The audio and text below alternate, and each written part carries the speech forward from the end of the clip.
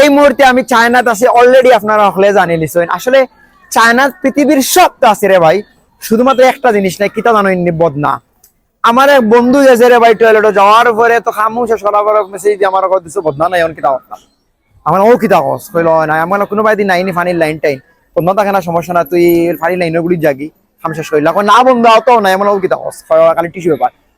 আমি ফোন দিলাম, তারা রিসিপশন হয়ে তো তারা খালি ভাই চাইনিজ মতন বহুত করে বুঝানির পর তারা আমারে মনে করে যে আমি নোংরা মানুষ। বদনা মানে এমন ভাবে তারা জিনিসটা বুঝার যে আদ দিয়ে তোমরা টাচ করতে হয়নি, তোমরা টিস্যু পেপার দিয়ে ব্যবহার করো। আমি এর কিলান বুঝাইতাম টিস্যু পেপার দিয়ে তো বেটি সমস্যা, ব্রিজের লাগাই বইগুন কিতে হইতো, এখন তাইরে বুঝাইতাম পারছি না। পরে বন্ধুরা পরামর্শ দিলাম, বন্ধু তুমি এই যাত্রার ভিতর থেকে বারোই আমি একটা বুদ্ধি বাড়াবো। পরে আমি একটা বুদ্ধি বাড়ছি ভাই। বুদ্ধিটা হয়েছে গিয়া, আমি যখন টয়লেটে যাই একবারে গোসলের নিয়তে যাই। এখন আর একটা সমস্যা হয়েছে কি ভাই, তারা টয়লেটে কোনো ইয়ে নাই, সিরকারি নাই। আমার পাশাপাশি আগলস হলে আমি টয়লেট করলাম, করে লগালো গুড়ি দিয়ে গোসল টুসল করি একবারে শেষ। মানে যেগুলোকে আপনি টয়লেট করবা এগুলোকে আপনি গোসল করবা, সিস্টেম শেষ। এখন এটা কথা হইলো কি ভাই, চায়নার মানুষগুলো সুন্দর সুন্দর, তারার মুখে চাই আমি চাইলে আমার মনে হয়ে যায় তারা দেশে বদনা নাই ভাই। আল্লাহ এটা টিস্যু পেপার দিকে নাকি তাও ভাই ধরন হয়েছে কি রে ভাই।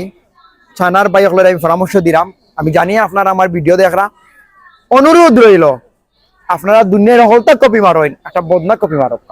আমি জানি না, আর নাইলে আমি লইয়া আইলাম মনে, নিজে বদনা দেখাইলাম মনে। আপনাদের অনুরোধ করাম, আপনাদের দেশে আমরা আইসি বিভিন্ন প্রোডাক্ট দেখাত, বিজনেসের বিভিন্ন জিনিস দেখাত, পাশাপাশি হইল গিয়া আপনাদের দেশ দেখাত।